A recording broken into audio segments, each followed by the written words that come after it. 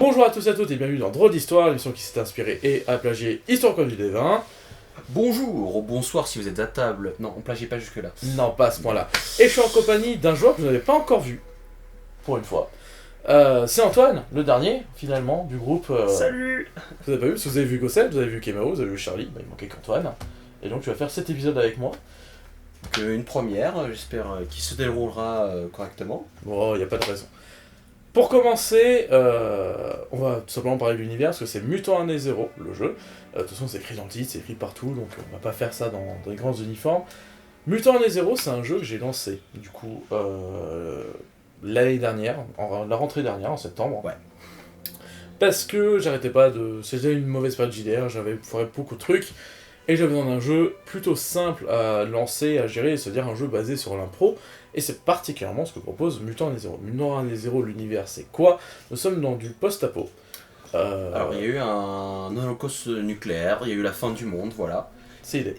Et nous, on incarne donc des survivants qui donc, sont des mutants, comme qui dit, donc qui sont dotés de pouvoirs spéciaux. Donc ça peut aller tout simplement d'une simple ah bah je suis nyctalope et je vois dans le noir, ah j'ai des ailes de menthe et je peux voilà voler sur 300 mètres. Donc c'est vraiment quelque chose. Non, je continue, faut pas... C'est voilà des pouvoirs spéciaux. Effectivement, du coup, on joue des mutants dans du post-apo, et en fait, là où est sympa Mutant, c'est qu'il propose plein de petits points de règles qui sont très intéressants. Premièrement, le système de jeu, c'est du D6. Gère beaucoup tout ce qui est côté survivaliste, avec la faim, la soif, et même le besoin de sociabilisation, qui est finalement assez important dans l'espèce humaine. Et il gère ça plutôt de manière assez intelligente, parce que ça lie directement au caractère, c'est pas super difficile à prendre en compte. Mais il gère pas que ça, il gère aussi tout simplement... tout un système en fait de lieux de vie qui s'appelle l'Arche, qu'on va vous présenter tout à l'heure un peu plus en détail parce que c'est une création des joueurs, donc on présentera tout ça au temps et en heure. Et il faut savoir par exemple qu'au début de chaque session, les joueurs vont arrêter de jouer leur personnage, ils vont jouer le peuple qui habite. Donc, et vont incarner donc ce peuple dans une assemblée qui va déterminer les projets de l'arche, et donc ce qui va être fait donc pour le profit de tous ou d'une partie de la population. Tout à fait. Ça peut être de la construction très simple, parce qu'au début, vraiment, ils sont dans un niveau chaotique en termes d'évolution technologique. Et ça peut être quelque chose de très simple, comme juste, en fait, venez, on fait un bar dans l'arche, et à la fin, ça peut monter vraiment très très loin. Et je vais éviter de spoiler au cas où vous arrivez jusque-là, parce que pour l'instant, notre campagne vient de s'arrêter, parce qu'on vous la raconte. On va présenter les personnages, voilà, c'est plus ou moins comment tourne le jeu et son univers. Les personnages, on va commencer par les absents, par honneur, après on présentera le tien. Il y a eu beaucoup de joueurs, donc certains vont être introduits en cours de route. On va commencer par le trio original. Ouais. Alors, je propose de commencer par le joueur qui a été le moins présent, il me semble. C'est ça. Donc, Médiane. Non, celui-là, je comptais justement l'introduire après. Très bien. Le trio, c'est vraiment Gossette, Ouais. toi et Charlie. Ok. Du coup, on va prendre le deuxième moins présent, qui est Charlie. Charlie. Je vais le présenter. Très bien.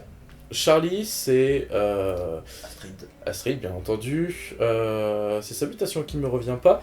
Parce elle pouvait, de souvenir, générer la lumière.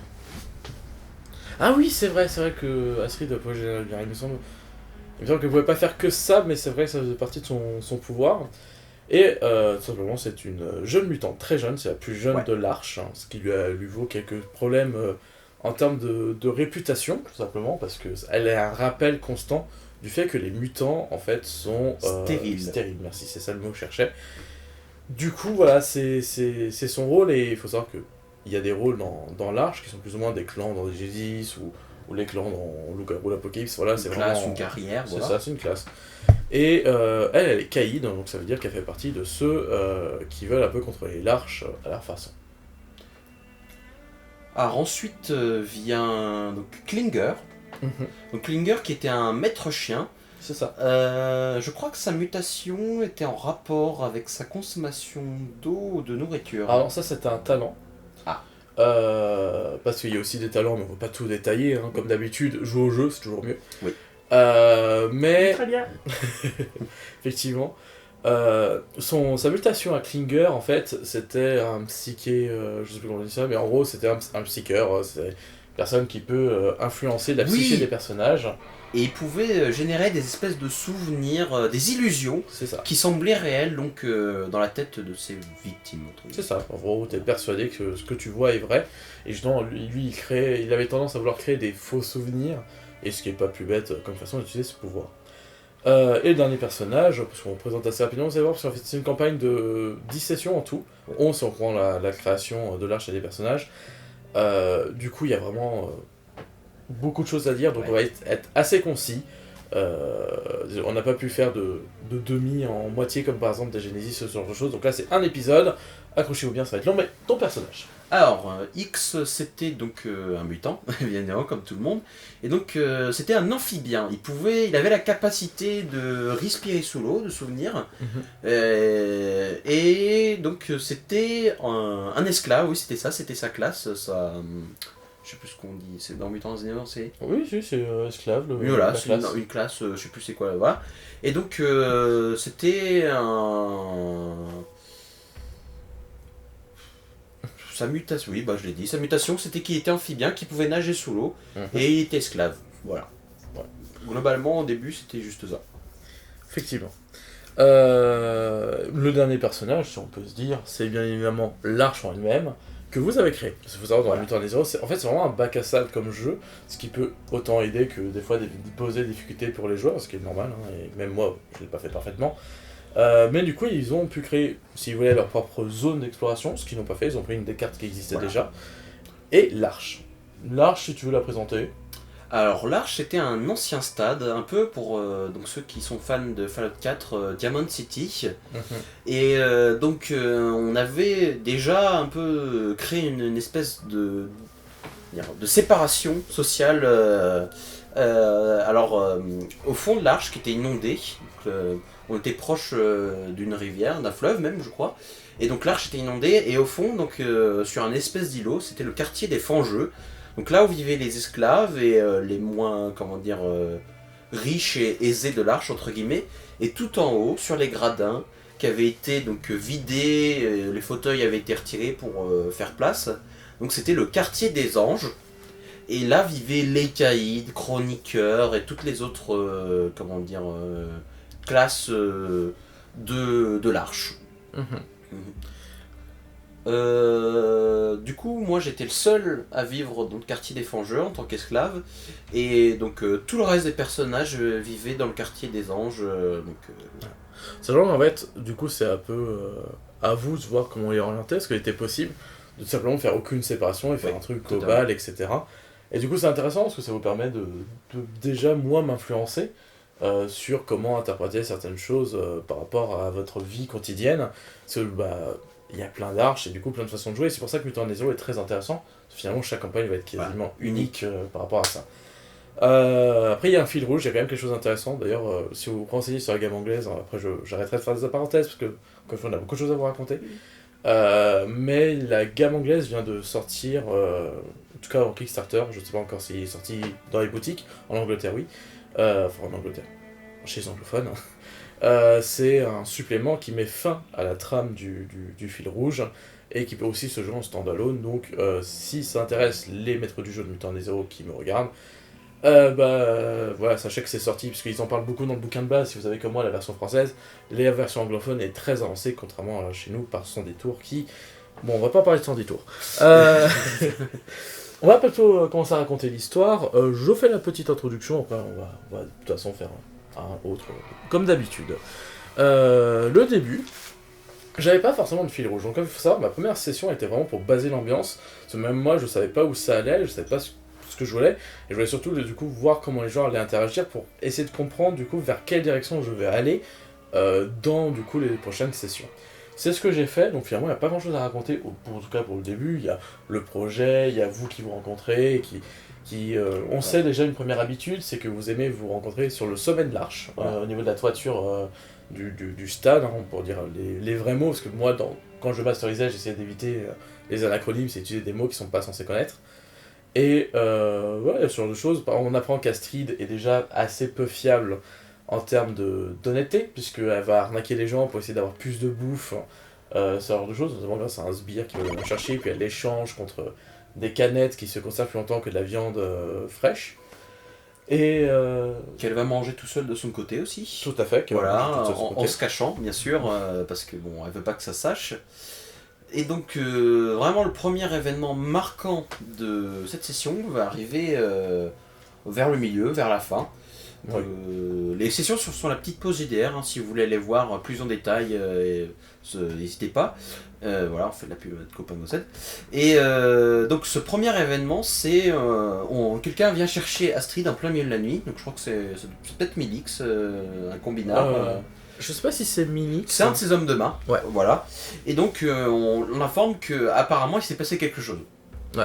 Il y a un attroupement sur la place de l'Arche, donc qui est dans le quartier des Anges. C'est à peu près, c'est l'endroit où il y a les discours, les prises de parole, ce genre de choses. Et donc on s'y rend, tout le monde, et on découvre que Denko, qui était une zonarde, a été agressée. Voilà. Très sauvagement. C'est ça. Alors, pour expliquer deux, trois choses, les zonards, en gros, ce sont les seuls qui, avant le début du jeu, allaient en extérieur de l'Arche. Parce qu'il faut savoir que l'aîné interdisait absolument de sortir de l'Arche, qu'il y avait tout ce qu'il fallait, il y avait assez de vivres, il y avait assez de trucs, et du coup, il disait, bah, restez là, c'est beaucoup moins dangereux que de sortir, parce que l'Arche était très illusionniste, enfin, il restait tout seul. Ouais, isolationniste, ouais. Merci. Et aussi, du coup, on a besoin de préciser que l'Arche, avant que commence les sessions, était dirigée par l'aîné, qui est donc, il me semble pas que c'est un mutant, il me semble qu'il a été épargné. C'est Et un donc, humain. c'est un humain qui a dirigé l'Arche, qui l'a organisé, et donc qui s'est affaibli au fil du temps, donc qui a vieilli. Hein. Et c'est totalement coupé, on ne le voit plus, on ne sait pas ce qui se passe. Au début de la campagne, ça fait déjà un moment, parce qu'il est vraiment devenu très faible, et en fait, au début, il commençait à s'affaiblir, mais il restait en contact. Et là, ça faisait quelques mois, je crois, au moins quelques mois, que vraiment, il n'y a même plus genre juste, l'aîné a dit ça au chroniqueur, il se passe ça, là, c'est vraiment zéro contact, et c'est là que vous prenez conscience, du coup, qu'il va falloir agir par vous-même pour la survie de l'Arche. Et les chroniqueurs, pour faire vite fait, ce sont les gardiens du savoir, en quelque sorte. Ils vont chercher à entretenir le savoir, la connaissance, mais c'est aussi un peu en quelque sorte les médecins de l'Arche. Exactement. Voilà. Et donc, pour revenir à Denko la zonarde, donc on la retrouve totalement agressée, elle se vide de son sang. C'est vraiment quelque chose de violent, on n'a pas l'habitude de voir ça dans l'Arche, il n'y a jamais eu d'assassinat pour le moment. Et donc nous, on essaye de venir à son aide le plus possible, on essaye d'aller chercher justement les chroniqueurs pour la soigner, sauf que personne ne vient. Parce que donc découverte un peu étonnante, les chroniqueurs sont surchargés et partout dans l'Arche, en une soirée, il y a eu des agressions partout. Oui. Voilà. Beaucoup de personnes ont été agressées, 2, 3, 4. Et donc parmi elles, Denko la zonarde, le collectionneur, qui était un des caïds C'est ça. de l'Arche, donc qui justement entretenait une espèce de relation. Enfin, il était vraiment intéressé dans les artefacts de l'ancien monde et il était assez proche des chroniqueurs. Pour définir, tant qu'on y est, c'est beaucoup de définitions, désolé, mais il faut vous donner les clés, ce sera plus sympa pour vous. Les caïds, donc on va vous expliquer, c'est ceux qui se battent pour du coup avoir l'Arche. Ils sont des espèces Et de gangs. il y en a toujours 3 qui sont déterminés au début de la campagne. Nous on avait déjà un joueur, donc il en restait plus que 2. Astrid, du coup, comme on l'a dit. Astrid. Il y a le parrain qui est vraiment le caïd de base, quand je vous ai dit la définition, c'est-à-dire celui qui est là pour, qui a son réseau et qui est là vraiment pour prendre le pouvoir, et donc qui des fois va aller taxer des gens, qui va essayer de gérer la bouffe, ce genre de choses. Le deuxième, c'est le collectionneur, qui lui en fait est assez spécial, puisqu'il n'est pas directement dans la compétition directe comme peut être le parrain et Astrid, parce que les deux se la jouent assez ouvertement là-dedans, parce que lui est très basé sur les artefacts, comme tu l'as dit, et donc du coup il est très intéressé par le savoir, tout ça, il est très au contact des chroniqueurs, mais ça reste quand même un caïd. Il a quand même des sbires. On sait qu'il a envie de pouvoir, mais du fait qu'il reste toujours il est tout seul dans son coin, qui ne parle en fait finalement qu'avec des chroniqueurs, ce genre de choses, mais au final c'est une des personnes qui est le moins appréciée de l'Arche, parce qu'on a vraiment peur du fait qu'il soit moins présent physiquement que les autres. Peut-être que s'y cache et peut être pire. Voilà, ça crée une aura de mystère autour de lui, qui n'est pas Reprenons du tout rassurante. l'histoire. Et donc, le collectionneur a été agressé, mais aussi Médiane, Donc Median, qui est un personnage joueur qui avait été incarné par Kamao. Kaemao, donc que vous avez déjà vu précédemment, et qui nous a quitté à la première session. C'est ça, donc du coup, c'est devenu un PNJ, et je l'avais mis hot en disant, voilà, elle est blessée, en me disant, si jamais il veut revenir, je dirais juste, c'était pas très grave, pas mieux, tout ça.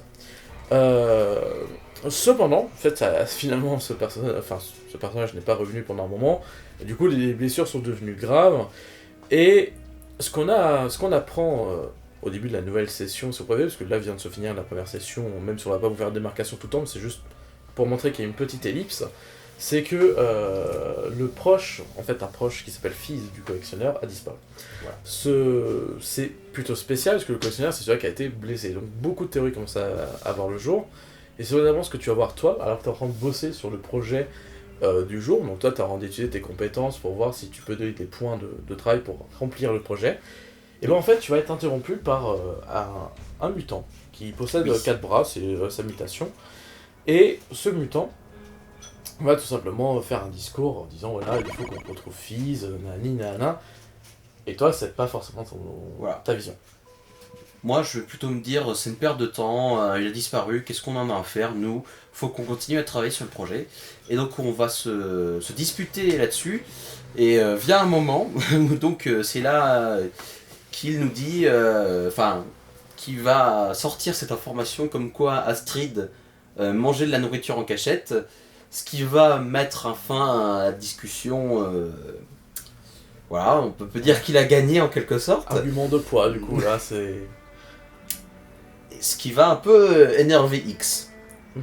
Alors ensuite, justement, Astrid va nous réunir, nous tous, les personnages joueurs, donc Klinger et X, et va nous préparer un thé, voilà, notamment elle va s'épuiser mentalement pour réussir à faire son jet, elle a dû s'y prendre 2 fois, elle a dû pousser, c'était difficile. Ils connaissent pas le thé, donc comme le joueur me l'a demandé, je dis ok, mais pour toi c'est pas vraiment un thé, c'est juste t'as une fois réussi à donner un goût avec des plantes, et tu veux réessayer ça, mais du coup à chaque fois il faut faire des jets, et quand on se rate dans Mutant des Zéros, en fait on peut pousser le jet comme dans d'autres systèmes, ce qui va épuiser le personnage, mais permettre quand même une réussite avec de la chance. Ouais. Voilà. Mais apporter des malus si les jets sont bas, voilà. Donc cette discussion et ce thé pris non innocemment donc a pour objectif de nous présenter un projet qu'Astrid souhaite mettre en place. Alors elle voulait mettre en place une espèce de banque de la viande, et en gros tout le monde était censé abriter sa viande, sa nourriture chez elle, en échange de quoi la protéger. Voilà, alors que tout le monde savait qu'elle était pas très louche, pas très honnête. Là, on vient d'apprendre qu'apparemment, elle mange de la bouffe en cachette, tranquillement, à l'abri des regards, pendant qu'elle arnaque des gens pour trouver, toujours gagner plus de nourriture. Donc, Klinger et X vont pas du tout la suivre sur ce projet. Seuls ses sbires, donc Milix, parmi eux, qui était un combinard qui s'occupait un peu de la gestion des esclaves et de leur attribution sur les différents projets de l'Arche, va la suivre, mais bon, c'était plus nous qui devions être convaincus et la soutenir dans ce projet, ce qui ne va pas avoir lieu.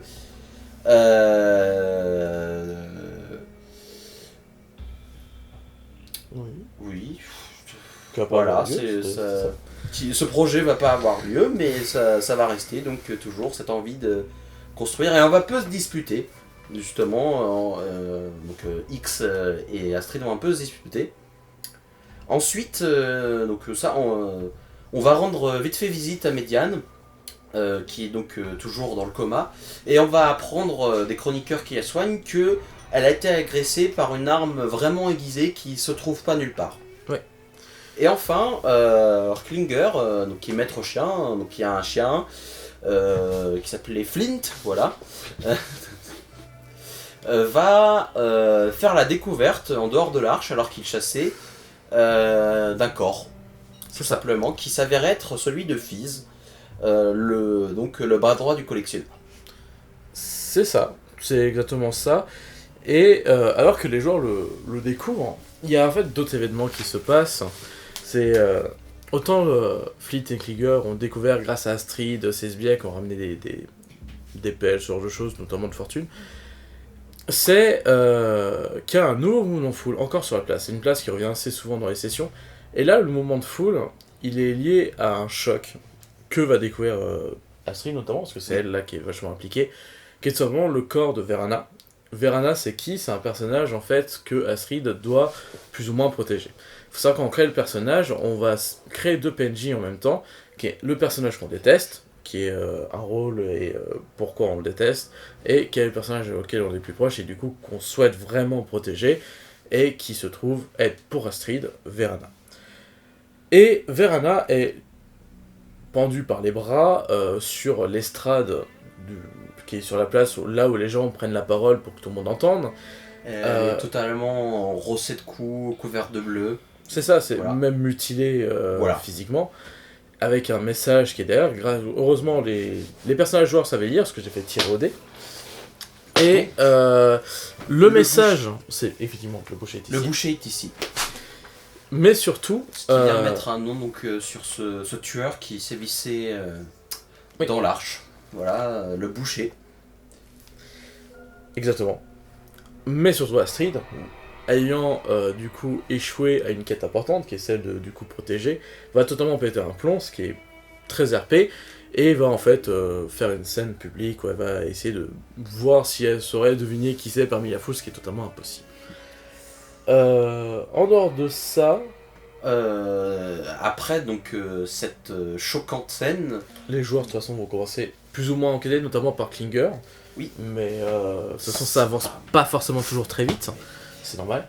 et donc Dawid, le parrain, donc Oui. le 3e caïd, va prendre la parole sur cette même place et va prêcher pour une expédition. Mhm. Il va argumenter en disant qu'on a besoin de trouver de la nouvelle technologie, que c'est ça va vraiment aider l'Arche, et que donc c'est son projet. Et donc ce qui va couper court à l'Assemblée, il n'y aura pas d'Assemblée à cette session, Tout à fait. et donc va être décidé comme projet d'avoir une expédition en dehors de l'Arche. Il va y avoir une expédition, mais malheureusement pas dans les conditions prévues. C'est le lendemain, dès le matin, le collectionneur va en fait prendre la parole sur l'estrade, toujours cette estrade, et il va tout simplement annoncer qu'il y a eu des visions de l'Apocalypse pour ces mutants de cette arche-là qui s'est vu vraiment s'entretuer et finir au bas-fond tout simplement de la vie, tout simplement mourir dans l'Apocalypse. Et par conséquent, il lance une espèce de mouvement religieux le temps de la journée, en disant voilà, vous retrouvez-moi à tel endroit, on va en parler, on va en discuter, il faut qu'on empêche que ça arrive. Ce qui va du coup couper court à l'expédition, toute l'arche quasiment. Plus personne ne travaille, tout le monde quasiment ou presque va se retrouver avec le collectionneur donc à discuter de ses visions. C'est ça. C'est vraiment, l'Arche est immobile, c'est comme si le temps s'était figé. Sauf que, évidemment, Astrid comptait beaucoup sur cette expédition, car l'état de Verana est critique, et elle a sûrement besoin de ces médicaments dont on ne sait plus fabriquer, qu'on ne sait pas comment ils marchent, mais on doit trouver des médicaments et compter sur cette expédition pour en trouver. Donc qu'est-ce qu'on va décider C'est de mener notre propre expédition. Et donc pour le bien de Verana, Astrid va même aller voir son ennemi, donc le personnage qu'elle déteste, C'est ça. donc qui est Valérian, qui était le frère de Verana, et justement, donc c'est pour ça c'était cette double... C'est le sujet de leur grief un peu, et ils vont dire faisons la paix, mettons notre inimitié de côté pour le bien de Verana, allons chercher ses médicaments, sinon elle va mourir. C'est ça. De son côté, Klinger n'est pas très intéressant, on va le laisser de côté parce qu'il n'y a pas eu de suite. Ok. De son côté, non. De son côté, Astrid, elle, va continuer à ramener ses troupes et notamment ses sbires, parce qu'il faut savoir que chacun ont été nommés, etc. Je voudrais vraiment qu'elle a un lien qui existe entre ses sbires et elle. Et du coup, dans ses sbires, elle a un fracasseur qui s'appelle Marl, qui lui va accepter de venir. Les autres ayant soit des choses à gérer, parce que Milix fait partie de ses sbires et est le chef des esclaves, pour le coup. Ouais. Et son autre fracasseur, c'est la femme de Marl, donc il a un couple dans ses sbires. Et il préfère que ce soit, du coup, c'est Marl qui préfère y aller, plutôt que sa femme, on sait jamais. D'ailleurs, ça s'appelle juste, c'était très sympa, mais on n'a pas le temps de le raconter, c'est chiant. Oui. Ta, ta, ta, ta, ta. Du coup, le groupe, c'est vraiment ça. On a Klinger et son chien, parce que ce n'est jamais négligeable. Un autre maître chien qui avait plus de chien que Non. Klinger avait à côté. Pour l'expédition. Et non, de toute façon, je sais qui y va, parce qu'il y a les gens à sauver dans la session d'après. Il n'y a pas d'autres maîtres chiens. Ah. Du coup, l'expédition se compose du coup de Klinger et de son chien, d'Astrid et de son pire ennemi Valérian, Ouais. et de son sbire Marle. Ça, c'est vraiment le groupe qui part et va aller faire une expédition de manière, entre guillemets, un peu Un peu secrète. illégale. Ça se cache juste pour aller sauver comme ils peuvent Verana. Ils s'y rendent, moi j'essaie vraiment de mettre toute une ambiance, parce que c'est la première fois qu'ils sortaient de l'arche, et vraiment jouer sur deux ambiances différentes entre dans l'arche et à l'extérieur. Et du coup, encore une fois, il se passe pas vraiment beaucoup de choses, puisque ça va s'arrêter au début où ils rencontrent leur lieu. Parce que j'ai essayé aussi de faire tout simplement jouer le voyage, le fait de marcher dans cette forêt luxurieuse, parce que pour le coup, c'est en côté d'une forêt luxurieuse, donc voilà, on joue le tout complètement. Et ils arrivent en fait devant d'énormes constructions métalliques. Ces constructions métalliques qui font des hauts, des bas, qui vont à gauche, à droite. Et il y en a un peu partout, et ces énormes formes de métal sont en réalité, pour notre monde à nous, simplement un parc d'attraction qui a été abandonné depuis l'apocalypse. Mais pour les mutants, ils ne savent pas ce que c'est qu'un parc d'attraction, donc on ne peut pas utiliser ce mot pour le décrire. Et donc, ils s'y rendent, et tout simplement, au bout de quelques pas, en fait, ils tombent sur d'énormes oiseaux. Ce sont des corbeaux de ferraille. Ce sont des énormes oiseaux qui, moi, j'ai interprété comme ça de 2-3 mètres. Après, chaque MJ fait ce qu'il veut. Et qui vont en fait se mettre à se ruer sur les personnages joueurs qui viennent d'arriver. Et du coup, ces personnages se font agresser. Et la seule qui n'a pas le temps de réagir, c'est Astrid, qui s'effondre en fait sous une masse noire en fait de 2-3 corbeaux qui viennent l'attaquer en même temps. 2 jours plus tard, en réaction à cette expédition qui ne revient pas, une expédition de secours est montée, composée donc de moi, X, et d'un nouveau personnage, à savoir Annette, jouée par Morgane, que vous pouvez aussi voir sur la petite pause GDR. On suit les traces de pas de l'expédition précédente, et on tombe assez rapidement sur Klinger, sans son chien Flint, qui se trouve dans une vieille cabane à l'entrée du parc, il me semble. C'est exactement ça. Donc, après l'avoir un peu soigné, lui et ses... non pas son chien du coup. Après l'avoir un peu soigné, on se remet en route et on se dirige naturellement vers une grotte au fond du parc, pas très loin de nous. Et dans cette grotte, on trouve Valérian, donc le rival d'Astrid, totalement blessé, je sais plus trop comment, mais vraiment c'était très très grave. Un œil crevé, et en fait il a un truc dans le corps, ça par contre je m'en souviens plus, ça c'est une table aléatoire en fait de blessure critique, et en fait il a un truc à l'intérieur qui est crevé, heureusement pour lui c'est pas mortel, parce que c'était aléatoire, ça aurait pu être très mortel, mais voilà, l'idée c'est que voilà, ça a été crevé, et tant pis. Du coup, les joueurs doivent réagir vis-à-vis de ça, ils lui donnent à manger, voilà. ils lui donnent à boire, parce que c'est vraiment la base dans cet univers quand on veut survivre. Et on lui fait un petit feu de camp pour le réchauffer, après tout il a perdu du sang, tout ça. Il faudrait pas qu'il meure d'hypothermie. Sachant qu'il était paralysé aux jambes, ça je m'en souviens. Ah oui. Ce qui du coup fait qu'il ne vous accompagne pas. Il pouvait pas nous accompagner, malgré ses gros bras qui n'auraient été bien utiles. Ensuite, alors vient une scène que j'ai bien appréciée personnellement. Celle-là je veux la faire parce que je veux d'abord raconter mon point de vue. Ouais. Parce qu'elle a été préparée de mon côté. Et c'était rigolo parce que les joueurs n'ont pas réagi du tout comme j'avais prévu. Et il n'empêche que, effectivement, c'est une très bonne scène et je ne regrette pas du tout comment ça s'est déroulé. Il faut savoir que, du coup, l'ennemi de cette zone principale, c'est les corbeaux ferrailleurs. C'est vraiment pour moi assez dangereux. J'en ai fait une version en tout cas assez dangereuse et auquel il faut vraiment pas déconner. De toute façon, il fallait qu'elle justifie la disparition d'un joueur.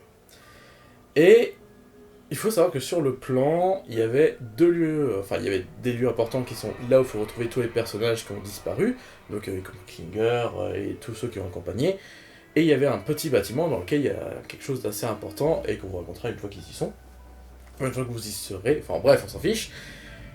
Mais il faut savoir que si vous préférez sur le plan, là il y a la grotte, et là il y a le fameux bâtiment. Et pour éviter qu'il fasse juste un tout droit et que ce soit pas intéressant, j'avais placé pile entre les deux le nid des corbeaux ferrailleurs. Comme ça, je me dis, si jamais ils avancent, ce qu'ils ont commencé à faire, logique, ils voient un tout droit, on peut se dire, bah, au mieux de redescendre, d'aller au milieu, remonter, que ce soit long, bah, on va juste aller tout droit. Et bah, si jamais ils le font, je vais tout simplement dire que bah, ces corbeaux ferrailleurs, en fait, protègent leur nid, et donc à chaque pas qu'ils font, se mettent à réagir de plus en plus fort, à piaffer, à montrer en fait simplement qu'ils vont être hostiles. Et moi je m'attendais, de manière un peu naïve, que les joueurs se disent ok, c'est vraiment chaud, on va faire demi-tour, et on va courir. Et bien évidemment, vous connaissez les joueurs, quand ils ont une idée, on peut pas leur enlever de la tête. Ce qu'ils font, c'est qu'au mieux de me dire ok, on va tout simplement reculer, ils vont dire bon bah, on va courir dans ce sens-là. Et ils décident tout simplement de courir, de traverser la forêt, et donc de passer vraiment sous le nid, là où du coup les oiseaux vont se sentir attaqués, et vont du coup contre-attaquer. Je me souviens qu'au début, il n'y en avait qu'un seul qui était descendu, que vous avez réussi à écarter assez rapidement sans qu'il vous blesse ou quoi, et franchement bien joué. Et après, bah, ils commencent à être trop nombreux, et ils commencent en fait à vous encercler, en volant autour de vous. Et là, il y a un petit élément, si tu veux, ça tu peux le dire. Donc on essaye tout, on a des armes à feu, on leur tire dessus, on a des armes de corps à corps, on les frappe, on essaie de faire comme eux, sauf que donc précédemment on avait allumé un feu donc pour Valérian, et il nous est absolument pas venu à l'esprit que les animaux avaient peur du feu et qu'on pouvait se servir de nos torches pour leur faire peur et qu'ils s'en aillent tout simplement. Donc du coup, le MJ, dans un souci de continuer sa campagne, parce que sinon, ça s'arrêtait là, pour préserver les vies de nos personnages, a dû nous dire qu'on avait des torches et qu'on pouvait les utiliser. C'est-à-dire que là, on est à la 5ème session. Enfin, pourquoi ? Parce que pour moi, c'était trop tôt. Je venais juste d'installer l'univers. Je voulais pas l'arrêter maintenant. Je voulais au moins que ça continue un peu. Ouais. Donc, wipe le groupe, c'était... J'avais pas envie. Bon, écoutez, c'est le début de la campagne, du coup, je vous le dis. Vous avez des torches, faites-en quelque chose. Et effectivement, en agitant le feu devant les animaux, forcément, c'est craintif du feu. Enfin, forcément, il y a des animaux qui n'ont pas peur du feu, mais ceux-là, oui. Et donc, du coup, vous arrivez à vous frayer un chemin et arriver au fameux bâtiment. Alors, dans ce bâtiment, donc on se repose un peu essoufflé après cette prise de bec, si on peut dire ça, avec les oiseaux ferrailleurs. Et puis, on commence à fouiller, parce que les oiseaux sont vraiment très en colère, et ils veulent pas nous laisser sortir. Donc on est bloqué pour pas mal de temps, vraiment dans ce bâtiment. Donc on se dit, on commence à fouiller. Au premier étage, on va rien trouver. Souvenir, voilà. Au rez-de-chaussée, on va rien trouver. Puis on va monter au premier étage. Et là, dans un petit bureau, assez bien préservé, étonnamment. Je sais pas si ça avait son importance, mais moi je me souviens que tu nous l'avais décrit plutôt en bon état. Notamment moi, je vais trouver un revolver. D'abord, voilà, qui va devenir mon arme, voilà. Mais surtout, au dernier étage, sur le toit, on va faire une découverte très importante pour la campagne. On va découvrir une autre mutante. Qui avait comme particularité d'avoir une mutation assez singulière. Elle avait des jambes de grenouille. C'était un peu... voilà, c'était pas très répandu comme mutation, on va dire. Et donc cette mutante, sur elle, je me souviens, devait avoir 6 balles, on s'était partagé. Oui, tout à fait. Mais surtout, depuis le toit, on peut apercevoir le nid des oiseaux ferrailleurs, et il est vide. Alors qu'on sait que les oiseaux ont emporté Astrid. Donc c'est plutôt un présage de mauvais augure. Mais bon, on perd pas espoir. Et aussi, donc il y avait les rails du parc d'attractions à l'époque, on savait pas ce que c'était, qui auraient pu nous servir tout simplement à, voyager beaucoup plus vite à travers le parc. Mais bon, comme on est des joueurs, évidemment, on a choisi de prendre le chemin le plus long. Alors qu'en plus, on l'a pas dit, mais il y avait, c'était une espèce de course contre la montre, car il y avait une tempête, je sais pas trop, magnétique, tout ça, avec des orages. Alors qu'on était dans une immense structure plein de fer très très haute qui se dirigeait vers nous, donc on devait très vite retrouver tous les personnages ou nous-mêmes on allait commencer à avoir des problèmes. En gros, ma tempête, pour le coup, c'est un événement aléatoire qu'on peut tirer par rapport à certains lieux. Et moi j'ai dit ok, je vais le prendre, mais je vais pas faire c'est un élément ok, vous allez devoir traverser. Mais je dis, je vais juste utiliser ça pour faire en fait une pression et être sûr que les joueurs avancent, parce que de toute façon, je sais qu'ils n'auront jamais retrouvé Astrid, parce que le joueur en fait venait de partir à l'étranger, parce que ses études, tout ça, on n'avait pas à dire, non, tu le fais pas.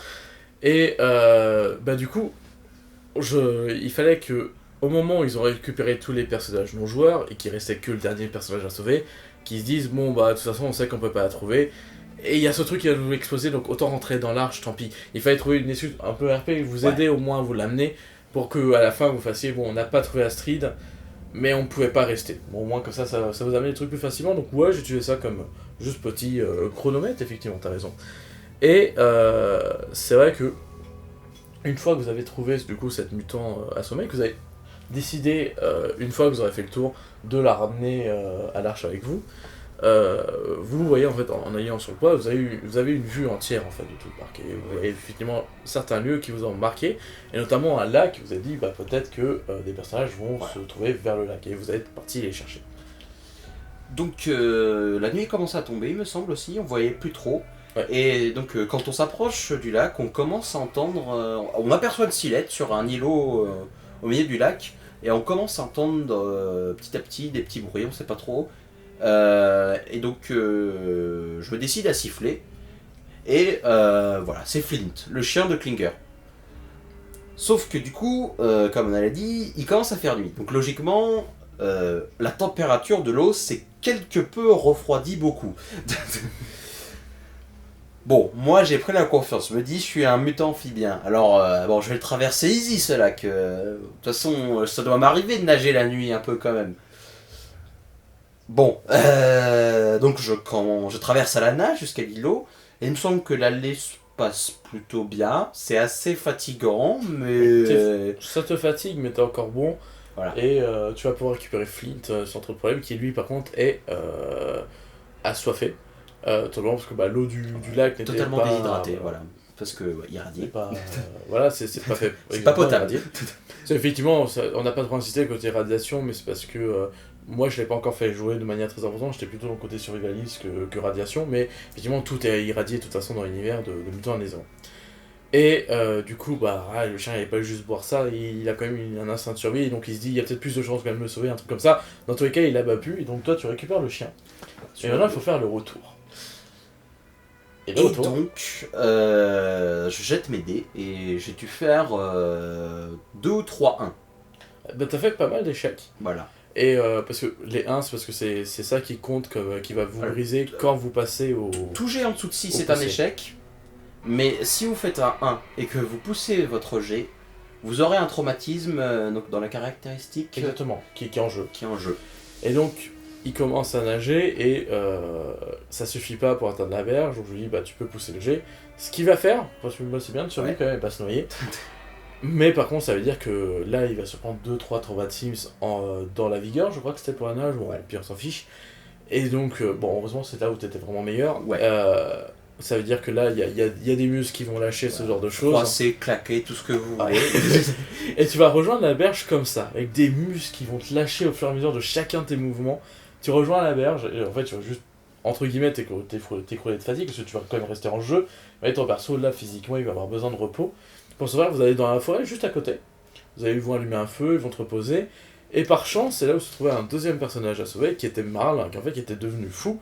Et il refusait qu'on l'approche, il s'éloignait, je crois qu'on avait dû l'attraper ou quelque chose comme ça, ça avait été un peu compliqué. C'est Klinger qui a utilisé son pouvoir. Ah oui, dis-lui, voilà.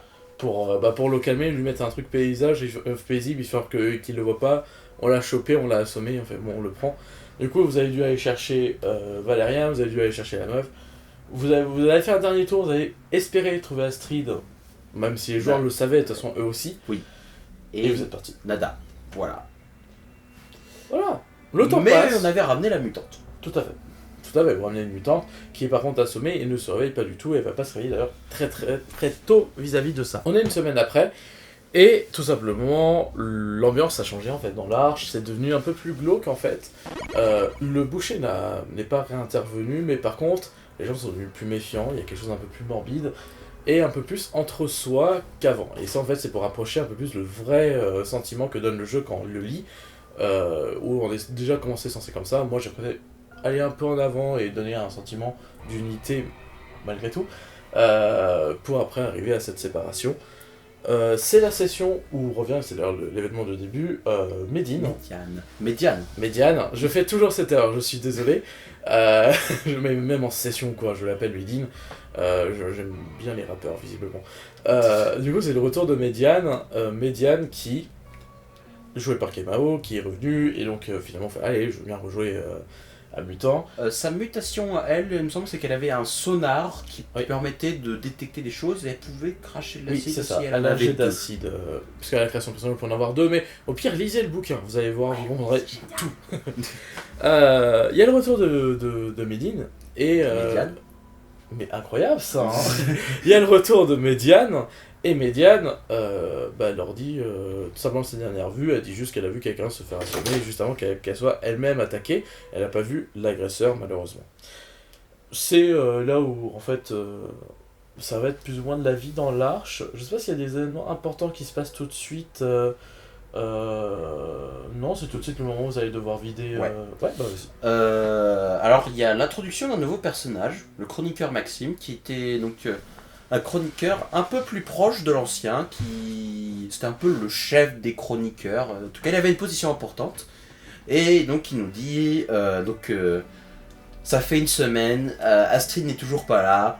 On va la considérer comme morte, alors vous allez devoir vider sa maison de Caïd, donc assez spacieuse, on peut le dire, et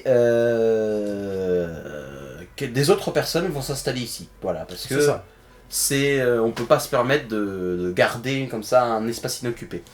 Et donc, alors que notre MJ s'attendait à décrire un moment d'émotion et de tristesse rempli de mélancolie, voilà, ce joueur qui nous avait quitté, ce personnage, notre ami qui avait disparu, et bien X, se souvenant un peu de cette petite dispute qu'il avait eue avec Astrid, sur le fait qu'elle cachait la nourriture, qu'elle arnaquait les gens, tout ça, dès qu'on va lui annoncer, vous devez vider la maison de Astrid, il va complètement quitter la discussion, se mettre à courir le plus vite possible. X rentre dans la maison d'Astrid et il va tout de suite se mettre à rechercher les réserves infinies d'Astrid qu'elle mange en cachette. Trouve rien. Il y a une porte blindée, il la défonce, voilà, comme ça, il s'en fout. Et là, il trouve enfin le Saint Graal, un petit coffre. Donc, il savait pas ce que c'était étrange, c'était un peu bizarre, mais un petit coffre. Et là, seulement 2 conserves de nourriture. Oui. Voilà. Donc X est un peu déçu. Donc il va embarquer le plus de choses possible, un matelas, un drap, parce que bon, après tout on dort par terre, hein, dans le dortoir des esclaves du quartier des Forgeux. Donc il se dit ça fera toujours plaisir aux autres, tout ça. Et nous, donc les joueurs arrivent après moi, après la tempête. Et voilà, là ils ont une petite scène d'émotion dans une maison complètement ravagée, sans dessus, sans dessous. Oui. Mais voilà. Du coup, je me suis rabattu sur le fait qu'ils arrachaient les papiers peints, entre guillemets, parce que Astrid l'avait décrit au moment de la création de personnage. En fait, elle récupérait des trucs qu'elle trouvait par terre et elle essayait de se tapisser le mur pour faire genre qu'elle avait une vraie tapisserie et qu'elle vivait dans le luxe. En fait, Astrid vivait vraiment dans un faux luxe. Parce que par exemple, son arrière-salle, à la base, c'est juste un truc qu'elle avait séparé en 2 elle-même. En fait, à la base, c'est qu'une seule salle qu'elle avait récupérée. Enfin bref, c'est vraiment... elle vit dans ce faux luxe, donc moi je me suis rabattu sur oui, vous arrachez du coup le papier peint. Parce que tout le reste c'était parti en couille. Il y avait tout qui avait été détruit. Mais ouais, c'était assez rigolo quand même comme réaction. Parce que moi j'avais vraiment prévu ça comme une scène un peu mélancolique, voilà, d'ambiance. Bon. C'était pas l'ambiance.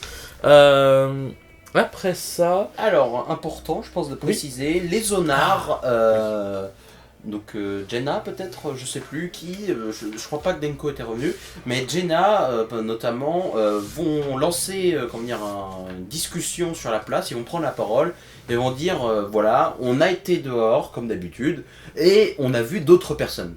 Alors on n'est pas au courant qu'il y a d'autres, d'autres arches, d'autres villages. Et là on nous dit, voilà, on a vu d'autres personnes, ils sont un peu étranges, ils sont extrêmement propres, alors que nous on est tout pouilleux, crasseux, sales. Et ils ont pas l'air d'être atteints par la saleté. C'est ça. Et ils ont un espèce de rituel bizarre qu'on a pu observer de très loin, qui est de déposer des linceuls, des linges noirs par terre, visiblement remplis. Mais ils savent pas ce qu'il y a dedans, parce qu'une fois qu'ils se sont rapprochés et qu'ils sont partis, ils l'ont retrouvé vide. C'est ça.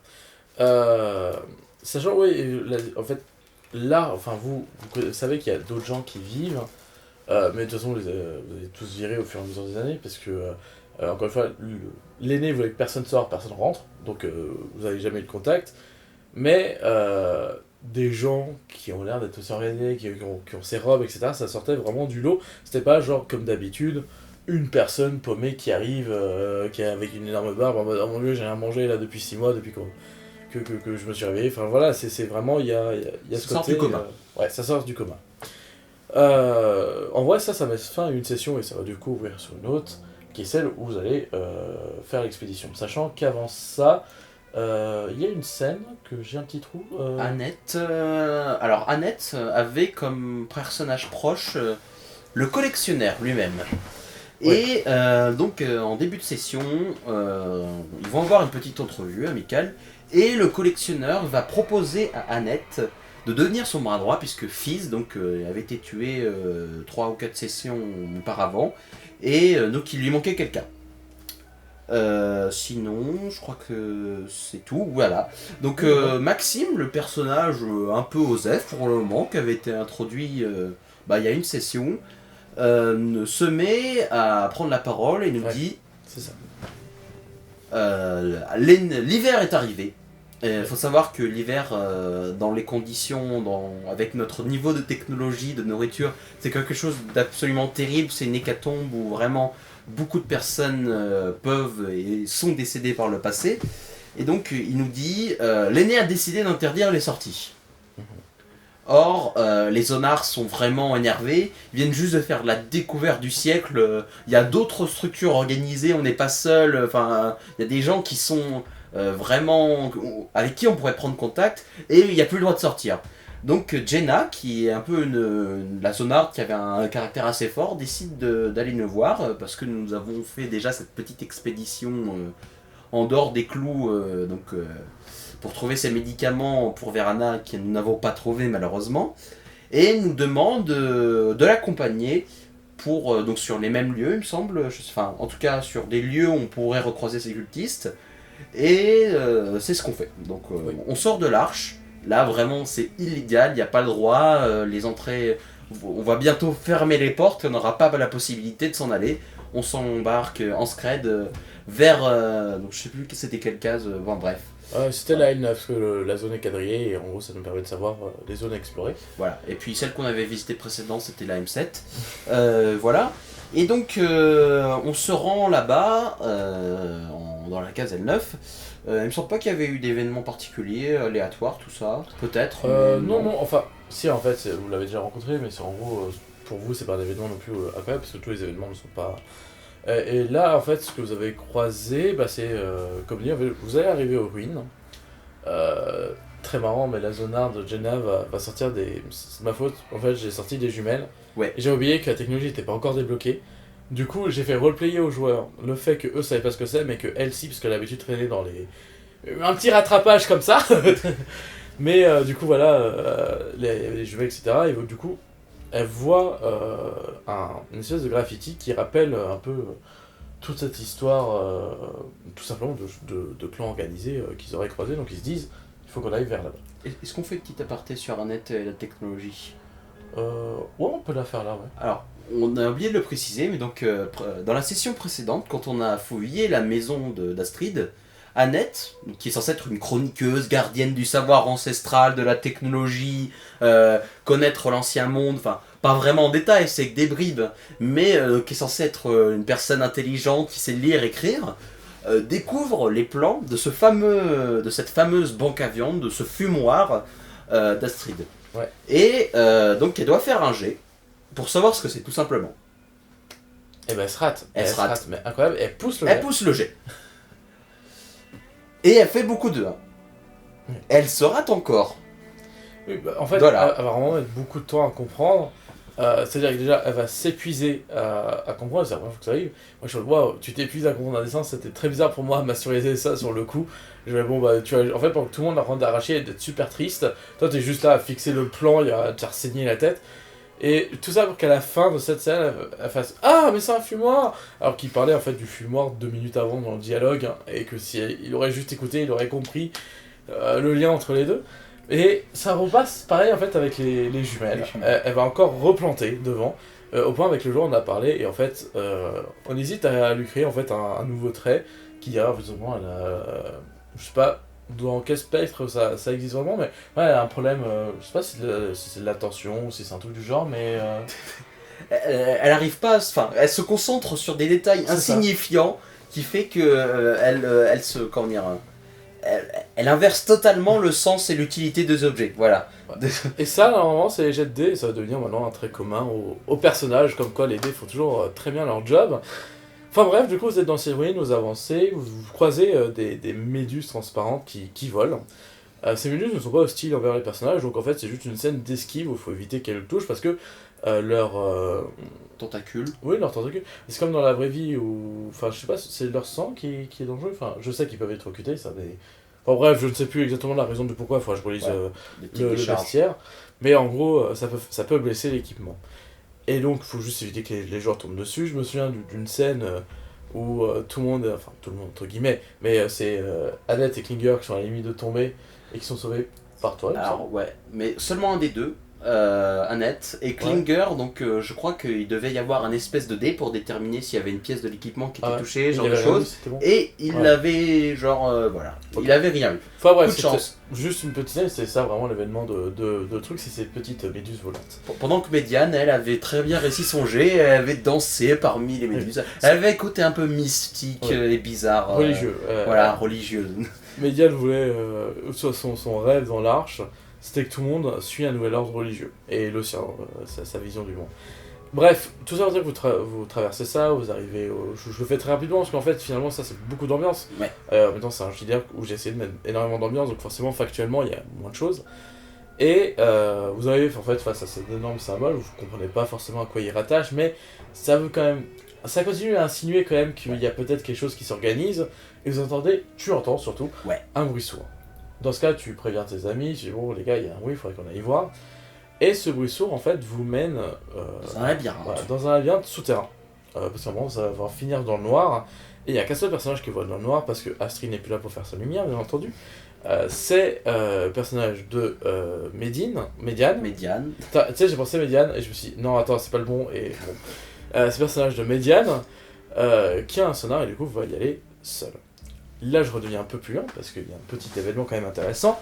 Médiane avance et se trouve en fait dans une salle avec ce truc au milieu. Très suspect, ça fait du bruit, ça a l'air, je sais pas, c'est un gènement continu qui reprend, qui s'arrête, qui reprend, qui s'arrête. Alors, je dis, ah, c'est sûrement un animal, je connais pas ça, ça fait un truc du genre, ah, ouais, ouais, c'est bizarre quand même comme bruit d'animal. Du coup, bon, bah, je vais essayer de le toucher, est-ce que ça me mord? Non, ok. Par contre, je lui dis, bon, bah, quand t'as touché, s'arrêter de faire ce bruit, évidemment, vous avez compris, c'est des pleurs. Ah bon, bah, du coup, je vais essayer de le prendre comme ça et de le saisir. Et lui, bah, tu saisis tout simplement la chose, et en fait, on finit par comprendre au fur et à mesure que dans ses mains, en fait, se tient un bébé. Rappelant que les mutants Sont stériles. Et donc, depuis des générations. ouais. Donc, bah, en fait, c'est le fléau d'être des mutants, et c'est aussi enfin, c'est lié au fil rouge, etc. Mais leur stérilisation, il faut qu'ils trouvent quelque chose, parce que sinon ils savent que bah, il n'y aura jamais de suite à l'humanité. Parce que malgré tout, les mutants restent ce qui reste de l'humanité. Bref, il y a un bébé, vous rentrez à l'Arche, vous faites le chemin de retour sans aucun accroc, et il y a les hommes de Maxime qui vous attendent en mode haha, comme ça on est sorti, bah vous allez voir. Sauf que bien évidemment, lorsque tu amènes quelque chose qui n'est pas censé exister, ça les laisse un peu sur le cul, donc ils se mettent juste à regarder les joueurs et oh, ok. Et la fin de session pour l'ambiance en mode ok, ce qui va se passer après la suite, ça va être très intéressant. Alors que ça fait des semaines, des mois, peut-être même peut-être plus, que on n'a pas vu l'ancien, avec cette découverte, Maxime ne peut pas vraiment cacher ça à l'ancien, et on a une entrevue avec l'ancien, ce qui est vraiment, c'est la chose la plus inespérée, la plus attendue, c'est incroyable, voilà. On arrive, on rentre, et donc on croise... bon, du coup, on n'a pas pu trop développer ça, mais le fameux fracasseur à quatre bras avec qui je me suis un peu crêpé le chignon verbalement, disons. Et voilà, on montre à l'ancien le bébé. incroyable. On commence à poser des questions, mais qui va s'en occuper? Qu'est-ce qu'on va en faire? Voilà, tout ça. Sauf que, bon, X, il n'est pas très content.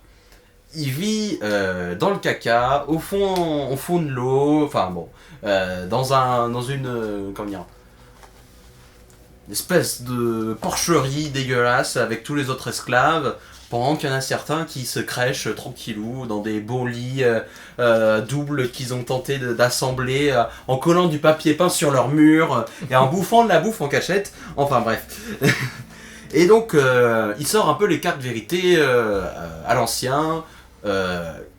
Il y a de l'esclavage, c'est dégueulasse, on est en train de s'entretuer. Il y a un espèce de tueur en série qui vient nous tuer chaque soir. Bon, ça s'est un peu calmé, mais tout le monde essaie de se crêper le chignon, tout ça. Et, comment dire, Maxime est un peu... il l'avait pas dit à l'élu, à l'ancien, donc quiproquo. Donc du coup, il doit vite faire taire X, et il le défonce salement. Alors il avait des stats de ouf de ce que nous a dit le MJ. Il le défonce salement alors que il était quand même costaud X comme personnage. Par derrière comme ça, et il le fait sortir en prétextant il a pas respecté l'ancien, il lui a parlé mal. C'est pas bien pour sa santé, mais je peux pas supporter ça. Voilà. Alors ça de ouf, je justifiais. Vous avez des chroniqueurs, parce qu'il faut savoir qu'il y a une base en fait commune pour tous les PNJ, et quand ils sont importants, je les développe en les créant comme si c'était des vrais joueurs. Et du coup, je tire plus ou moins involontairement, et en fait c'est vrai que pour le coup Maxime a eu énormément en physique, beaucoup plus que je m'y attendais, et du coup en fait c'est vrai qu'en combat, c'est une grosse brute, en fait c'est limite, il aurait dû être fracasseur et pas chroniqueur, ouais. Ça il s'est trompé. Mais du coup effectivement on te vire, mais malgré tout, l'aîné qui continue le dialogue avec les autres, l'aîné qui est malade, fatigué, je le jouais. D'ailleurs, pour que vous ayez référence, comme ça vous verrez faire une pub à Change, je n'ai jamais encore fait la pub. À Grimoire à Tentacule, le livre de Noirmanteau, le chef dedans des Noirmanteaux, en tout cas au tout début, parce que je suis pas allé non plus très très loin encore, parce que j'écoute de manière de temps en temps. Et c'est vrai que ce chef est quasiment au bord de la mort, parce qu'il commence à se faire vieux, etc. Et du coup, je le jouais de la même manière, toussant, etc. J'avais pris quasiment la même voix en fait, par manque d'inspiration. Du coup, allez voir Grimoire et Tentacules, parce qu'en vrai c'est super cool. Voilà, c'était la parenthèse très utile. Mais voilà, je jouais un peu comme ça, et du coup, il parlait très doucement, et il fallait être un peu patient du coup pour avoir la fin de ses phrases. Mais à la fin de la discussion, il dit écoutez, si vous pouvez dire à X de revenir me voir cette nuit tout seul, discrètement, sans prévenir aucun des chroniqueurs qui surveillent ma maison. Surtout Maxime. Surtout Maxime. J'aimerais lui parler en privé. Et les joueurs comprennent pas trop au début, parce qu'ils se disent mais c'est le mec qui vient de vous mal vous parler, tout ça. Enfin, ok, la parole de l'aîné, on écoute. Et on va te prévenir, et toute la session en fait, c'est énormément de débats entre tous les joueurs. On passe vraiment beaucoup de choses comme ça sous silence, mais vraiment allez écouter les sessions sur Petite Loge JDR. Ouais. Là on raconte l'histoire pure en fait de ce que vous avez vécu. Il y a plein de choses qu'on a passé sous silence, par exemple le fait que X gérait à peu près, t'étais devenu un peu la tête pensante des esclaves, ouais. C'est vraiment toi qui les gérais, etc. C'est des choses auxquelles on peut pas vraiment développer, désolé, parce que l'émission peut pas durer 6 heures, donc au bout d'un moment il y a des choses qui courent, qui coupent. C'est pour ça normalement je voulais faire plusieurs épisodes, mais il y a eu des problèmes, on s'en fout, on continue. Allez, Gossed, hein. Pourquoi c'est ta faute, Gossed. Ouais. Et du coup, tout ça pour dire, la session ce n'est que discussion, de débat, et les joueurs essaient de te calmer en mode calme-toi, t'inquiète pas, les choses vont s'arranger. Mais ça marche pas sur X. X, il a ses idées, il en a marre, et il va faire ce qu'il a envie de faire, quoi. Vient du coup la discussion, et en fait la discussion elle va être très courte, juste l'aîné n'ayant pas conscience de ce qui se passe réellement dans l'arche, on va juste demander à X, écoute, tu m'as parlé, franchement, dis-moi avec toute honnêteté, qu'est-ce qui se passe dans l'arche? Et donc X, tu vas juste dire, voilà, il y a le boucher, nanana, et il va faire, mais jamais en fait on m'a tenu au courant d'autant de choses, donc du coup, écoute, tant pis si ça va me coûter la vie, fais une réunion, annonce que demain matin, réunion d'urgence, je monte sur la place et je parle tout simplement au peuple, quoi. Ça, c'était la fin de session. Comme ça, les joueurs sont bien en tension. c'était une façon, aussi pour moi, de rendre l'aîné amical, parce que c'était pas du tout un personnage hostile, malgré le fait que...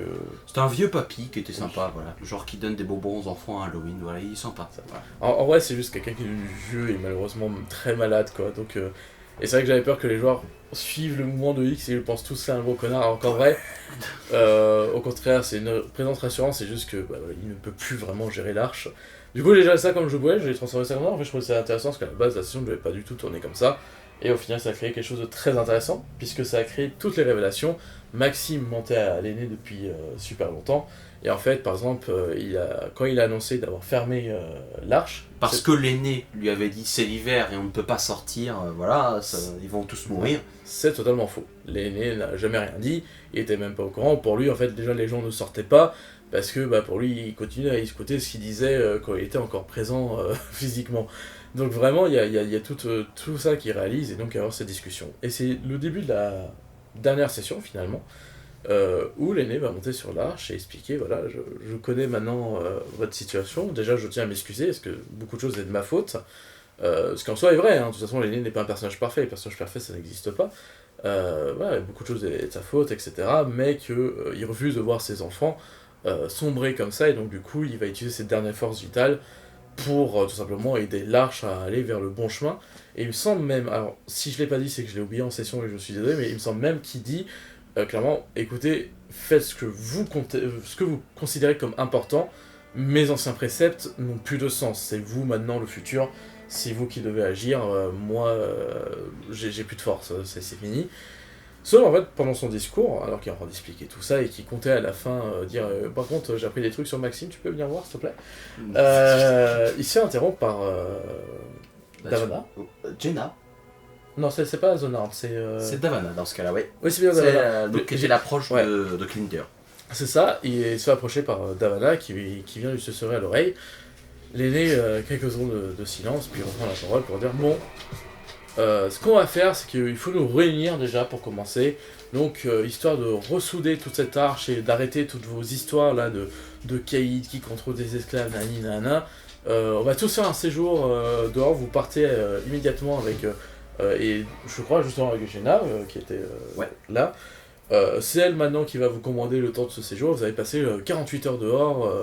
Ça vous apprend de la survie et j'espère que ici vous remarquez que le confort et l'avantage que vous avez. En réalité, tout ça n'était que astuce, parce que les joueurs, eux, grâce au contact Klinger, Davana, ce genre de choses, et surtout parce que ils sont liés, vont apprendre très rapidement qu'en fait, on est juste en train d'évacuer l'arche, parce qu'il y a une énorme menace qui se réveille. La femme mutante que vous avez trouvée n'avait pas que des jambes de grenouille, et il semblerait qu'elle avait d'autres pouvoirs, et qu'elle est en train de les utiliser, parce qu'elle s'est réveillée, et est particulièrement hostile. Là, les joueurs, ils y peuvent rien, c'est pas vraiment leur faute, je veux dire, ils ont trouvé quelqu'un, les ramener. Voilà, c'est pas une punition en mode fallait pas faire ça, c'est juste ils pouvaient pas prévoir, c'est un risque à prendre, et jusqu'à présent, ça aurait pu très bien être une personne très gentille, comme ce que ça a été finalement. Est-ce que tu veux du coup avancer là-dessus jusqu'à à peu près la fin ? Alors, deux souvenirs, vu que c'est la partie dont je me souviens le moins, paradoxalement. Au besoin, tu peux me faire des paires, je rebondis dessus. Alors, elle était partie se réfugier un peu dans les catacombes, entre guillemets, les anciens vestiaires un peu inondés. Mais bon, comme on sait pas ce que c'est, on va dire que c'est les catacombes de l'arche, entre guillemets. Je sais pas si tu valides. Ouais, non, mais tout à fait, mais c'est exactement ça. Autant en vrai, c'était les vestiaires, et autant que. Bon, c'est vrai pour vous, c'est un peu ça, c'est. Que notamment, bon on n'a pas pu utiliser ça, mais j'avais utilisé ça, on avait tous un petit lieu, un petit truc secret, et comme il n'y a pas de vie privée, de personnel, que ce soit au sein du quartier de Fangeux, dans le dortoir des esclaves, c'était une espèce de petite salle, j'avais une petite salle de réunion qui était sous l'eau, mais il y avait de l'air, vous voyez, il fallait passer sous l'eau pour y accéder, et on se réunissait, on tenait des conseils un peu, voilà... contre cette oppression, notamment de Midix, cet enfoiré de combinard qui obéissait à Astrid et donc qui avait changé d'allégeance par la suite, notamment vers la fin en s'alliant avec Maxime, pour nous exploiter et nous contrôler, donc à la main d'œuvre de l'Arche. Mais bon, que cette mutante aux jambes de grenouille s'est réfugiée à l'intérieur, dans une poche d'air au fond de... Donc il faut y accéder. Donc de souvenir, il y avait deux chemins. un qui était à l'air libre, C'est ça. je sais plus par où on accédait, peut-être par l'extérieur du stade, quelque chose comme ça, et un chemin sous l'eau. Donc elle est vraiment, il y a l'eau, elle est là, et il y a le chemin à l'air libre. C'est ça. Donc notre plan, tout simplement, on se dit, des gens vont arriver par là, voilà, la majorité du groupe, à savoir du coup, donc, pour rappeler, Klinger, non pas Astrid, Médiane et Annette, voilà. C'est vrai. Avec aussi, parce que bon, en vrai, ils ont pas juste dit, hey, vous les personnages joueurs, là, vu que vous êtes importants, vous y allez. Il y avait aussi, ils ont aussi gardé quelques fracasseurs et tout qui vous ont donné en renfort. Mais effectivement, il fallait d'abord la déloger, et ça par contre, il y avait que vous qui pouviez le faire, parce que bon, c'était un peu votre merde pour eux. Et donc moi, en tant qu'amphibien, je devais plonger discrètement sous l'eau, émerger, et alors qu'elle les apercevait, peut-être qu'elle se préparait à les combattre, ou je sais pas, l'assommer. Ouais. Sauf que c'est pas passé comme ça. Alors, il faut savoir, pour les maîtres du jeu de Mutant des Zéros, ce que j'ai utilisé est un peu beaucoup de création de ma part, parce que là, j'ai voulu créer de toute façon un petit truc original que j'ai fini par appeler Mutant Noir. J'en dirai pas plus, parce que j'ai un joueur juste là. Hein J'avais jamais entendu ce mot-là jusqu'avant. Voilà, tout à fait. Mais du coup, voilà, il y a un peu de côté un peu cheaté par rapport à ce que peut être un véritable mutant, mais ça a une explication dans mon univers. Et le but en fait de ce combat, c'était vraiment en fait que chacun des joueurs doit utiliser ces mutations, parce que c'est un truc que j'avais mal joué je trouve dans la campagne, c'est que j'avais pas utilisé assez le côté mutant. Et en vrai j'avais envie de du coup remettre ça un peu à l'avance, surtout sur la dernière session, je veux dire voilà, écoute, je sais, j'ai mal foiré ça, mais en fait pas, je sais que vous êtes des mutants et je compte mieux le gérer pour la suite. Et donc je voulais que sur le combat, il fallait que chacun utilise au moins une fois son pouvoir pour réussir à arriver à bout. D'où le fait que d'abord il fallait passer par l'eau pour toi parce que c'est amphibien, et ensuite il fallait utiliser le sonar pour... Parce que c'était dans le noir complet, voilà, il fallait la trouver. etc. etc. Chacun avait ses pouvoirs, la psyché... Ouais, par exemple, Klinger devait lui donner soit une illusion agréable pour la détendre un peu. C'était pas sur l'illusion qu'il fallait jouer, mais oui, c'était en gros, c'est voilà. Chacun devait utiliser son pouvoir. Ouais.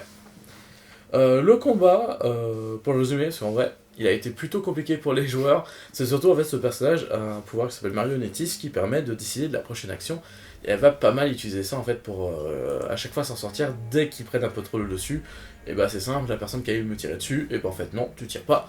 Et moi je continue du coup à partir. Ils arrivent quand même à la déloger de cet espace clos pour la ramener dehors. Là il y a vraiment tout le monde qui l'attend. Et enfin que le surnom puisse la gagner, parce que de toute façon il savait qu'elle était particulièrement dangereuse. Il va y avoir un combat assez acharné dehors, une fois que c'est sorti, chacun va tenter à l'avoir, et en vrai, vous avez failli la tuer au moins 2 fois. Elle a vraiment failli y passer, ça a été vraiment dur pour elle d'y survivre. Elle a dû utiliser son ultime pouvoir qui fait une phase 2 de boss, sauf que cette phase 2, vous l'avez jamais eu à l'affronter. Parce que ce qui s'est passé, c'est que des gens sont apparus, vêtus de cette fameuse robe, tous chauves, et l'ont en fait tout simplement immobilisée. Elle est pas morte, elle est immobilisée. Souvenir qui revient là, tu vois. Elle est immobilisée, je sais plus si c'est en mode piège, en mode filet, c'est pas vraiment un filet, mais je crois que c'était un truc du genre, en gros ils arrivent à l'immobiliser grâce à un piège et ils l'emportent avec elle, ou c'est juste, genre ils arrivent, ils parlent à la surprise, etc. Mais en tout cas je sais que c'est quelque chose du genre. Et du coup, les joueurs sont un peu en mode « Ah d'accord, en fait finalement le combat il est fini ». Et parmi eux, une fois que la situation s'est un peu calmée et que ça se jauge un peu dans les deux groupes, il y a un personnage qui va faire le lien entre ces deux groupes, un personnage chauve aussi, portant la robe, qui s'approche d'eux, mais au visage particulièrement familier, puisque c'est celui-là d'Astrid. Au moment où je dis ça, le joueur de Charlie réapparaît autour de notre table de jeu, alors qu'il était à Dublin et qu'il était censé rentrer dans 2 semaines. Et ben en fait, il était là. Et tout simplement, prenons sa phrase suivante, suivez-moi mes amis. Très sage, vraiment un gros changement pour Astrid. Suivez-moi mes amis, j'ai trouvé la paix et je veux vous la présenter, quoi. Ouais. Follow me if you want to live. et du coup, c'est là-dessus que ça se termine. C'est la fin de la première campagne. La deuxième campagne, je vais refaire un truc moins lit parce que j'ai besoin de revoir un peu les petites erreurs que j'ai fait dans la première, et donc je vais profiter de la deuxième pour les corriger, pour après repartir sur une libre en troisième et ne pas refaire les mêmes erreurs que la première, parce que je sais que j'en ai fait, mais bon, c'était le but en même temps de lancer un truc comme ça et juste ne pas préparer les sessions, parce que c'est une période où j'en avais besoin, et voilà, ça fait du bien d'écouter cette voix, même rôliste, tout ça quoi. Et au final, c'était une très bonne campagne. Voilà. Et bah, merci beaucoup. Effectivement, je suis assez fier, notamment vraiment écouter la session 5 sur la petite pause JR. J'aime beaucoup en fait mon introduction. C'est la session où tu vas sauver tout ça. Et en fait, mon introduction, je la fais d'abord puis du point de vue de Gossed. Et en fait, j'ai trouvé les bons mots, les bons rimes. Oui, bon, le moment où vous allez ouvrir la porte en fait pour le trouver, c'est du point de vue de Gossed. En fait, je lis, il est Alors, seul. justement, vu que c'est lui qui enregistre, je crois que du coup, il n'y a que son point de vue. Ah oui, il n'y a pas le vôtre du coup. Ouais, Okay. C'est un peu dommage. Y a pas le... Ah oui, il y a pas le moment où je vous explique. Faut peut-être que je. C'est peut-être une erreur. Hein. On écoute en x2, hein, donc. Oui. Mais du coup, je sais plus. Ouais, faudrait peut-être regarder. Mais dans tous les cas, il y a la description du point de vue de Gossed, et en fait, je trouve que j'avais trouvé les bons mots, les bons trucs, et c'est assez rare. Je suis vraiment fier d'une description de ce genre de choses. Normalement, je suis toujours j'aurais pas dû dire ça comme ça. Et du coup, vraiment, cette session, en fait, je trouve j'ai vraiment bien géré l'ambiance, j'ai vraiment dit ce que je voulais. Du coup, vraiment, session 5 et 6, c'est vraiment mes sessions préférées de Mutant des Zéro. Ouais, franchement, et dedans, la meilleure scène, moi, je dirais, c'est les corbeaux. Ah ouais. Mais je sais pas, il y avait tellement de... Parce que, enfin, juste, il y avait tellement de pression, enfin, de tension. Genre, c'était vraiment... C'était limite, ça pouvait pas être vraiment comme il disait, quand les joueurs ont en tête une idée, c'est pas genre on était têtu, on disait on va couper au plus court, non, on n'en savait vraiment rien, moi en tout cas j'en savais vraiment rien, on était que 3, on n'avait pas en tête, il y a tout le loot là-bas, faut qu'on... Non, c'est vraiment, oui. On était, ok, si jamais on recule, je suis sûr qu'ils vont faire la même chose, on court, oh putain, allez cours pour ta vie gamin, et voilà, c'était vraiment, c'était intense, vraiment, c'est le mot que je mettrais là-dessus, c'était intense et moi j'avais adoré ça. Et je tiens à dire, parce que là on a fait un résumé, vu qu'on est à la fin, juste avant de vous dire au revoir, en réalité, il y a 12 sous-intrigues à l'heure actuelle dans Mutant des Zéro. En réalité, il y en a même 13 si je compte ce qui se passe à la dernière session avec l'apparition du mutant noir. Pourquoi elle est comme ça, pourquoi elle est aussi puissante, pourquoi ces mutations ne sont pas pareilles. Mais pour le reste, je vais faire un petit résumé des sous-intrigues. Il y a bien sûr la rumeur sur Astrid, d'où vient-elle? Comment les gens savent qu'elle se nourrit alors que jusqu'à présent elle le faisait dans son arrière-salle bien isolée. Il y a la prophétie du collectionneur, est-ce que c'était vrai? Est-ce que c'était faux? Est-ce que ça cache quelque chose ou pas? Il y avait bien entendu le boucher, ça c'est le plus important, hein, il était clairement posé comme sous-intrigue. C'est le fil rouge, voilà. Il y avait X, que j'avais nommé Révolution prolétaire. Maintenant que tu m'as dit un peu ce que tu voulais faire. Mais bon, du point de vue des gens, ça ressemble beaucoup à ça. Oui, c'est une révolution, oui. Voilà. Voilà, oui, quand même. J'avais pas des objectifs très humanistes, on va dire, mais voilà. Gardons la surprise si jamais ça, surtout si on arrive à la saison 3 et que ça se passe comme prévu. Il y a bien entendu Fizz qui est mort enterré, sachant qu'il a été empoisonné et agressé. Parce qu'on l'a pas dit, mais on avait retrouvé des boutons sur 8 heures de choses qui étaient un peu... Donc il y a des choses à voir là-dedans. Effectivement, encore une fois, on a rétréci pour que ça rentre en maximum 1h30. Vous savez quel temps ça dure, nous pas encore. Il y avait Annette, à qui le collectionneur lui avait proposé de devenir son nouveau bras droit. Et comme ça, s'intégrer vraiment dans la vie politique, entre guillemets, de l'Arche, chose qu'il faisait pas encore, donc ça posait d'autres questions. La fameuse question qui va devenir le leader, parce que là, il commençait vraiment à avoir un jeu pour devenir leader entre Maxime, entre l'aîné qui réapparaît, il y avait le parrain collectionneur, ça forcément. Il y avait Astrid au début. Les zonards qui étaient plus que 2. Et que s'il disparaissait, qui allait apprendre aux gens à sortir dehors? Il y avait le culte dans la zone. Ouais. Et il y avait Minix qui était en train de rejoindre le parrain, à l'absence d'Astrid. Mais qu'au final rejoignait Maxime. Effectivement, il a rejoint les deux. C'est vrai, il a rejoint le parrain. Il jouait sur les deux tableaux. C'était un bel enculé, désolé. Pardon. Ah non. Mais pour le coup, parce que vraiment le personnage de Minix, c'est vraiment un opportuniste. Il était fidèle par contre pour le coup à Astrid, mais une fois Astrid disparu, il avait plus aucune limite. Du coup, il a commencé à aller voir le parrain lui a fait écoute, si tu veux, on prend le marché de la viande, et ils ont commencé à prendre le marché de la nourriture. C'était Minix qui gérait la nourriture et qui, au début, pour se faire plaisir, offrait 2 pour le prix d'un. Et en fait, c'est juste parce qu'ils avaient amélioré le niveau de nourriture de l'Arche, et j'avais justifié ça comme ça dans l'univers. Mais à la toute fin, lorsque Maxime s'est présenté, parce que ça on l'a pas dit, là c'est vraiment on est en out, l'histoire est finie, mais on vous dit des petits trucs, tout ça par rapport surtout aux sous-intrigues, puis on sait-on jamais comme ça s'il y a une suite, au moins vous savez qu'elles existent. Maxime avait dit, écoutez, moi j'ai vu avec l'aîné, on réouvre l'Arche, etc. Si vous voulez, je me fais porte-parole entre vous et l'aîné, et ça sera... on l'a oublié ça ? Ouais, on l'a pas précisé, parce que Ouais. c'était pas forcément très important par rapport à la suite des événements. Bah, en tout cas, ça montre bien que, ouais, voilà, Maxime, Par contre, il était pas net, et que très clairement, il avait caché des choses à l'ancien, À à l'aîné, pardon, et qui cherchait très clairement à prendre le pouvoir. Et en fait, c'était le caïd qui avait pris la place d'Astrid, qui avait C'est ça. disparu. Et effectivement, il était vraiment en train de devenir le nouveau Caïd. Et ce que j'aimais bien, c'est que le collectionneur était quand même très sage comme personne. Parce que je faisais des discussions avec Annette, et il disait, mais en fait, l'avantage d'Astrid, c'est une jeune fille, elle est encore assez innocente, et du coup, dans ses actes, c'était pas si horrible que ça. Et franchement, il vaut mieux en fait avoir une Astrid que des espèces de tarés qui existent dans l'Arche. Et c'est pour ça en fait que j'aime beaucoup le personnage de Maxime. C'est la preuve en fait que vraiment il est beaucoup plus sournois, et en fait ça pouvait vraiment devenir un chef vraiment beaucoup pire.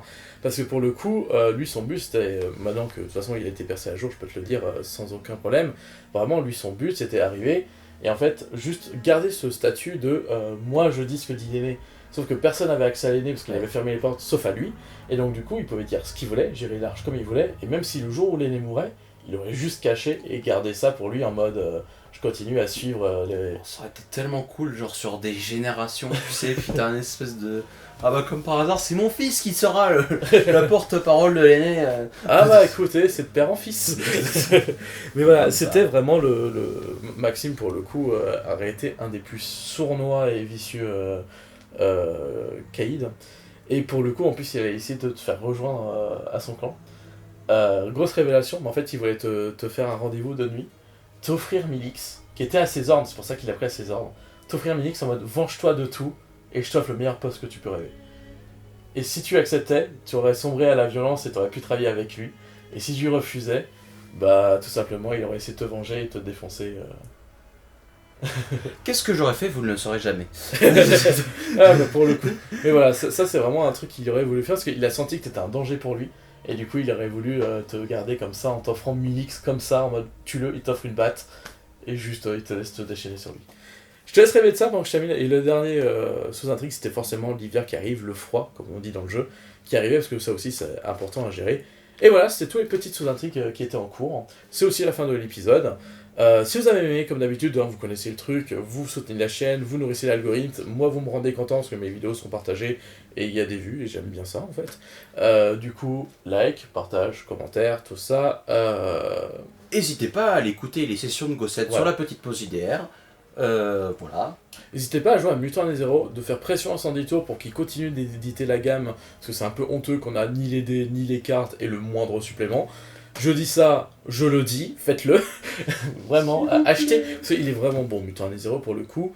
Et puis voilà, on se retrouve tout simplement pour d'autres drôles d'histoires la prochaine fois, et pour d'autres vidéos sur ma chaîne de manière globale.